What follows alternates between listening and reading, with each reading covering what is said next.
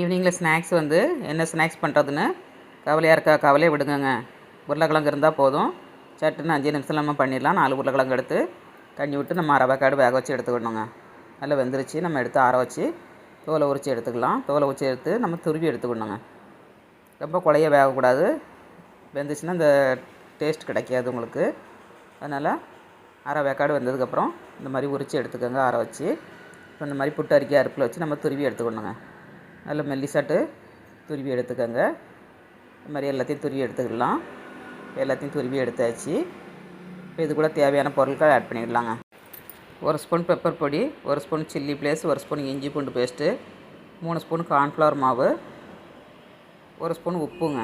எல்லாத்தையும் போட்டு நல்லா மிக்ஸ் பண்ணி இந்த மாதிரி உருட்டி எடுத்துக்கோங்க. உருட்டி எடுத்துகிட்டு நம்ம சின்ன சின்ன பால்ஸ் மாதிரி உருட்டி எடுத்துக்கணுங்க. உருட்டி எடுத்திங்கன்னா சூப்பராக கிடைக்கும் உங்களுக்கு. அழுத்தி உருட்டக்கூடாது. லைட்டாட்டு உருட்டி எடுத்துகிட்டு இந்த மாதிரி எண்ணெயில் போட்டு எண்ணெய் நல்லா காய்ச்சதுக்கப்புறம் போட்டு நம்ம எடுத்துக்கணுங்க. கொஞ்சம் வேக விட்டதுக்கப்புறம் நம்ம கிண்டி கொடுக்கணும். உடனே கிண்டி கொடுக்கக்கூடாது. ஒன்றோட ஒன்று ஒட்டிக்கிடும். நல்லா வெந்ததுக்கப்புறம் அப்படியே தானாக தனித்தனியாக பிரிந்து வந்துடுங்க. நல்லா வெந்துருச்சு. நம்ம எடுத்துக்கலாம். ஈவினிங் ஸ்நாக்ஸ்க்கு இந்த மாதிரி பண்ணுங்கள். ஸ்கூல் விட்டு வர குழந்தைங்களுக்கு டிஃப்ரெண்ட்டாக பண்ணி கொடுங்க. விரும்பி சாப்பிடுவாங்க. டேஸ்ட்டும் அட்டகாசமாக இருக்கும்.